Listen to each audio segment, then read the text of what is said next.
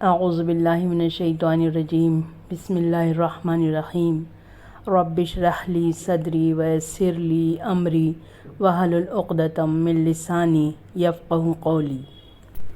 سامعین کرام، السلام علیکم ورحمۃ اللہ وبرکاتہ۔ صفحہ فکر کو تحریر عطا کرتا ہے، صفحہ فکر کو تحریر عطا کرتا ہے، لفظ ہر لفظ کو تفسیر عطا کرتا ہے۔ صرف دن کو ہی منور نہیں رکھا اس نے، صرف دن کو ہی منور نہیں رکھا اس نے، شب کی ظلمت میں بھی تنویر عطا کرتا ہے۔ اس کے اکرام و نوازش کی کوئی حد ہی نہیں، اس کے اکرام و نوازش کی کوئی حد ہی نہیں، کاہ کو کوہ کی توقیر عطا کرتا ہے۔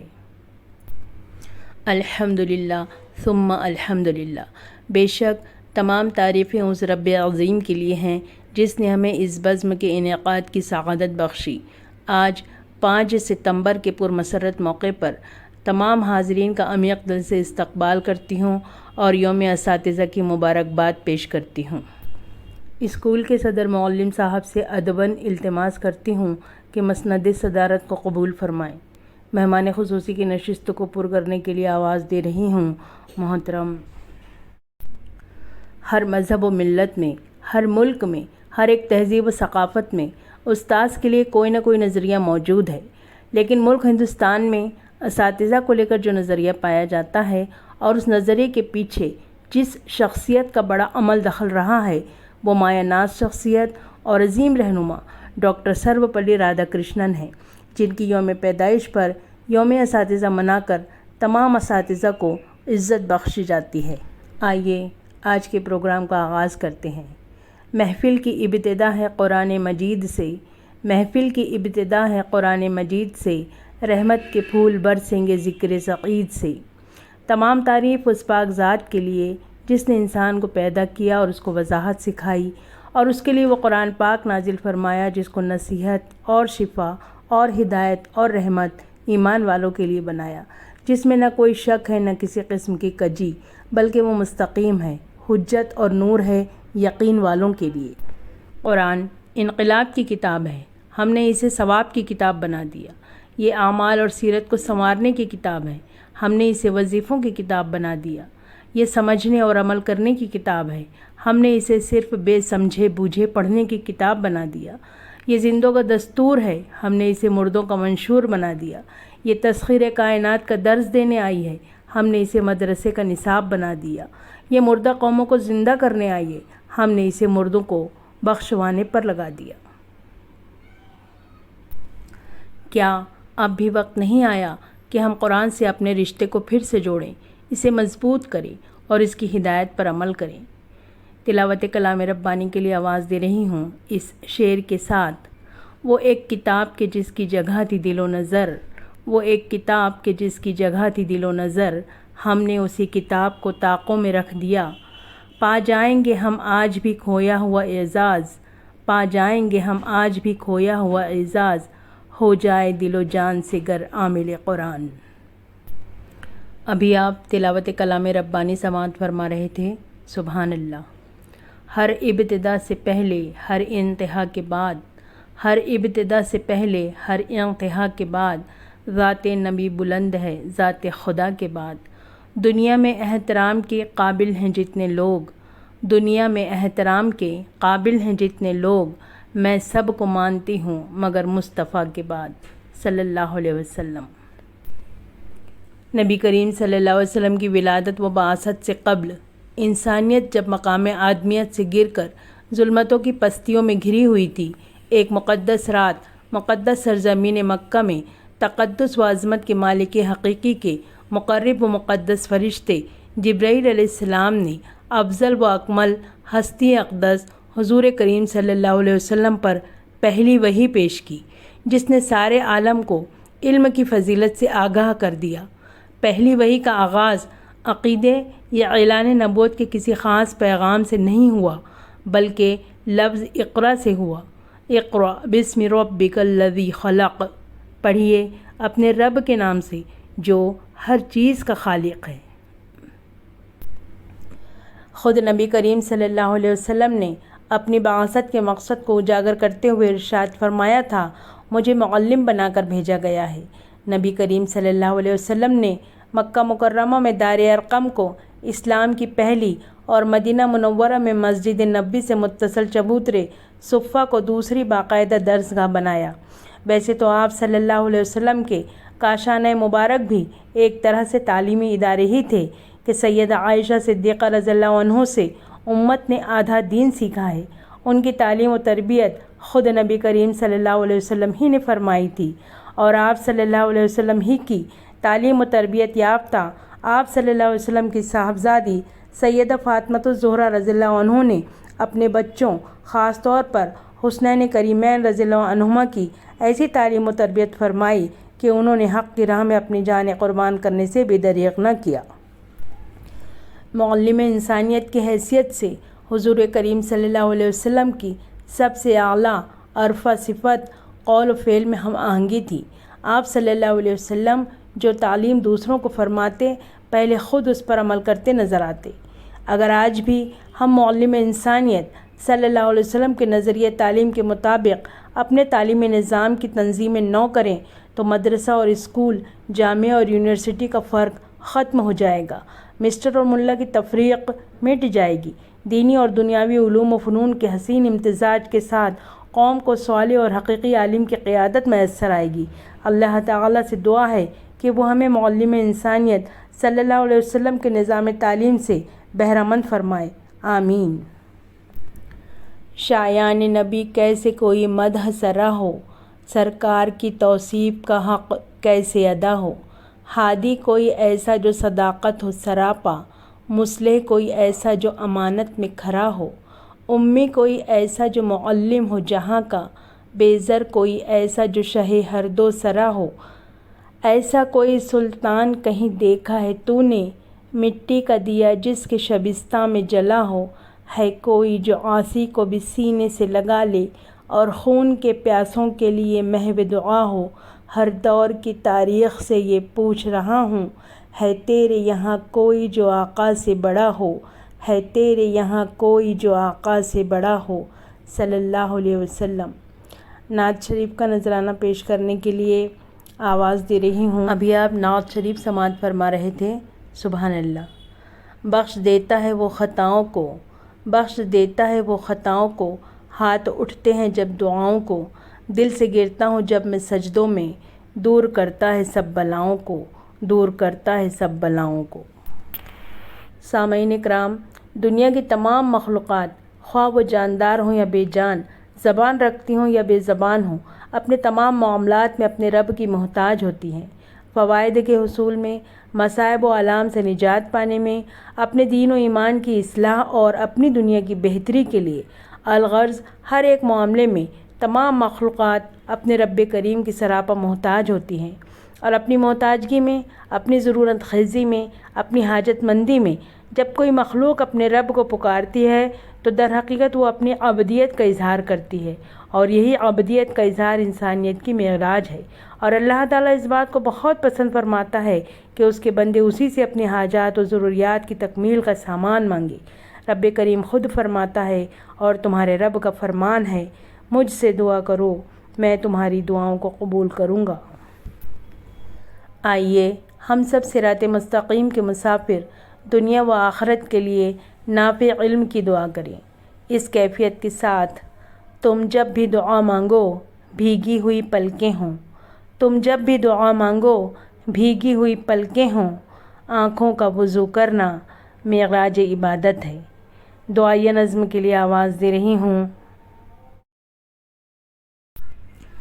ابھی آپ دعائیہ نظم سماعت فرما رہے تھے، آمین ثم آمین۔ آج یوم اساتذہ کے موقع پر صدر جلسہ، مہمان خصوصی، تمام اساتذہ کرام، غیر تدریسی عملے کو طلبہ و طالبات کی جانب سے نذرانہ عقیدت اور پھول پیش کیے جائیں گے، اور استقبالیہ ترانے سے حاضرین کا پرخلوص خیر مقدم کیا جائے گا، ماشاءاللہ۔ حاضرین کرام، 1962 میں جب ڈاکٹر سروپلی رادھا کرشنن ہندوستان کے صدر بنے تو ان کے طلبہ اور احباب نے ان سے درخواست کی کہ وہ 5 ستمبر کو ان کی سالگرہ منانے کی انہیں اجازت دے دیں۔ رادھا کرشنن نے اپنے طلبہ اور دوستوں کی درخواست سننے کے بعد نہایت ہی شائستگی سے جواب دیا کہ میری یوم پیدائش منانے کے بجائے بہتر ہوگا کہ اس دن کو پوری اساتذہ برادری کے احترام میں یوم اساتذہ کے طور پر منایا جائے۔ ایسا ہونے سے مجھے بھی خوشی ہوگی، اس لیے کہ یوم اساتذہ ان اساتذہ کو خراج تحسین پیش کرنے کا دن ہے جو اپنے طلبہ کی مجموعی ترقی میں زیادہ سے زیادہ حصہ لیتے ہیں۔ ڈاکٹر سروپلی رادھا کرشنن کی حالات زندگی پر روشنی ڈالنے کے لیے آواز دے رہی ہوں تقریر کے لیے اس شعر کے ساتھ۔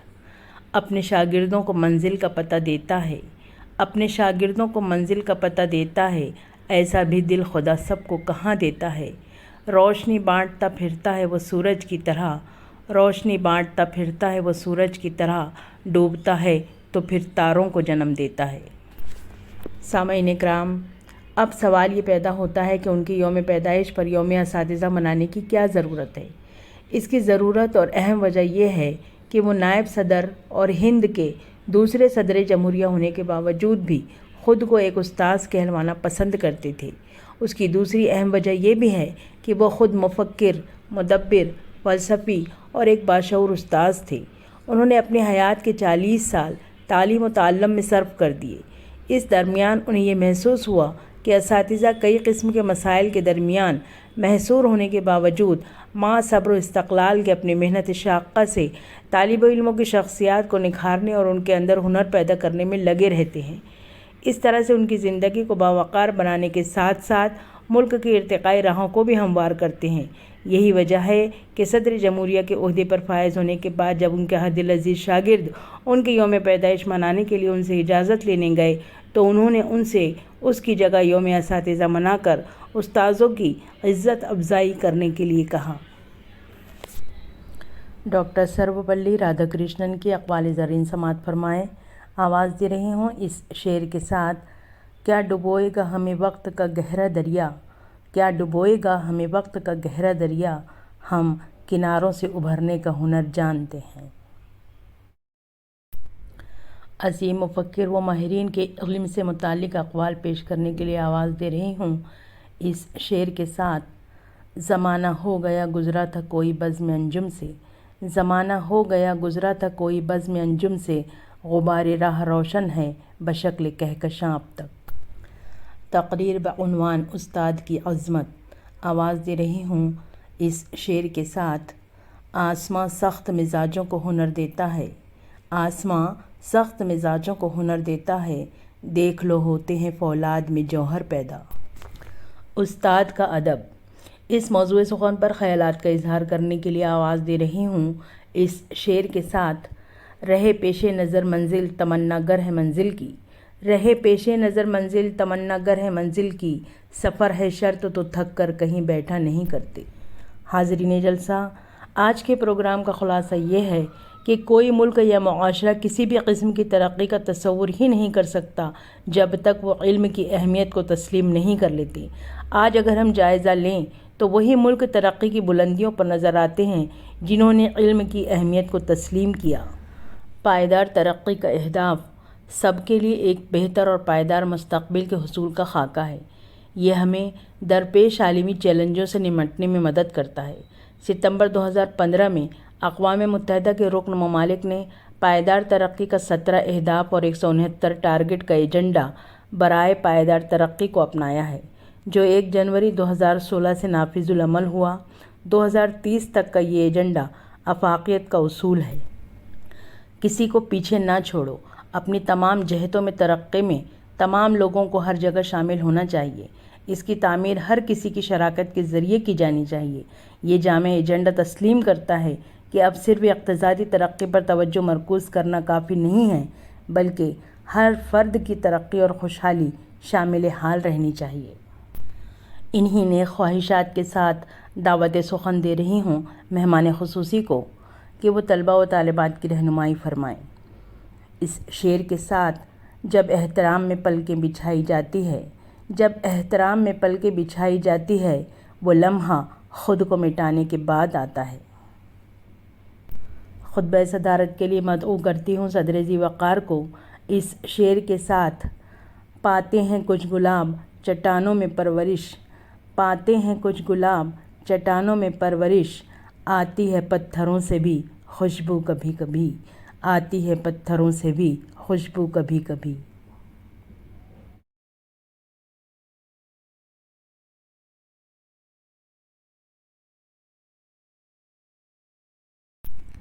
अल्हम्दुलिल्लाहि रब्बिल आलमीन। रब्ब करीम का बेइंतहा एहसान और करम है कि फ़राइज़ की तकमीली हमारे लिए आसान कर दी गई, कोताहियों को दरगुजर किया और नवाजिशों के ज़ेर साया आज की तकरीब का अख्तिताम हुआ। शुक्र अल्हम्दुलिल्लाह। महबूब इलाही ख़ातिमुन नबिय्यीन का सद शुक्र बजा लाती हूँ कि इस्लामी तालीमात से मुज़य्यन एक मुकम्मल मुआशरती निज़ाम का अमली नमूना हमारे सामने रखा, उसी की रोशनी से हमारी महफिल मुनव्वर हैं। सदर जलसे की खिदमत बाबरकत में भी समीम क़ल्ब से हदिया तशक्कुर पेश करती हूँ कि बावजूद क़िल्लत वक्त और कसरत मशागिल के हमारी दावत पर खुंदा पेशानी से कुर्सी सदारत को ज़ीनत बख्शी और हम अराकीन जलसा की रहनुमाई फरमाई, जिस पर हम दस्त बदुआ हैं कि अल्लाह ताला आपका पुरशफ़क़त साया हमेशा कायम व दायम रखे और मुस्तक़िल हमें आपकी क़ियादत से सरफराज फरमाता रहे, आमीन। आज के मेहमान खुसूसी की आमद पर हम अपने क़ुलूब की उन गहराइयों से हदिया तशक्कुर पेश करते हैं जहाँ आपके लिए इज़्ज़त व अज़मत, एहतराम व इकराम और न्याज़मंदी के बेशुमार जज्बात मौजज़न हैं, जिन्हें आहता इजहार में लाने से वक्त की नज़ाकत गिला कर रही है। हम दुआ गो हैं कि बारी तआला आपको इसका अजर जज़ील अता फ़रमाएँ, आमीन। हाज़रीन इकराम, काफ़िला अंजुमन जिन रानाइयों के साथ मंजिल मक़सूद की सरहद अबूर करने की राह पर गामज़न था, तमाम असातिज़ा इकराम, गैर असातिज़ा इकराम, तलबा व तालिबात की हौसला अफजाई और संजीदगी से इस कारवां का टिमटिमाता हुआ चराग बावजूद तेज़ व तुंद झोंकों के रोशन हो गया।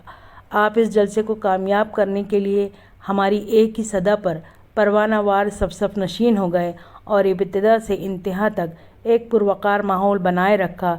इस पर हम जितनी भी मसरत का इजहार करें कम है। रब्ब करीम आप सबको बेहतरीन जज़ाए खैर अता फ़रमाए, आमीन। सदर जलसा की इजाज़त से आज के प्रोग्राम का अख्तिताम हुआ चाहता है इस अज़्म के साथ, कुछ और बढ़ गए हैं अंधेरे तो क्या हुआ, कुछ और बढ़ गए हैं अंधेरे तो क्या हुआ, मायूस तो नहीं हैं तुलुए सहर से हम, माना कि इस ज़मी को गुलिस्ता न कर सके, माना कि इस ज़मी को गुलिस्ता न कर सके, कुछ खार कम तो कर गए गुज़रे जिधर से हम। अस्सलामु अलैकुम वरहमतुल्लाहि वबरकातुहू।